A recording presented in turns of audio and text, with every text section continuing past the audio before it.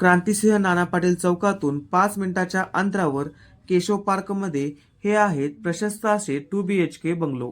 याच्यामध्ये ग्राउंड फ्लोअरला पार्किंग आहे जे की 39 बाय 13.5 आहे. फर्स्ट फ्लोअरला प्रशस्त असा हॉल आहे जो की 10 बाय 16 आहे. हॉलच्या मागील बाजूस किचन आहे ज्याची साईज आहे 9 बाय 9.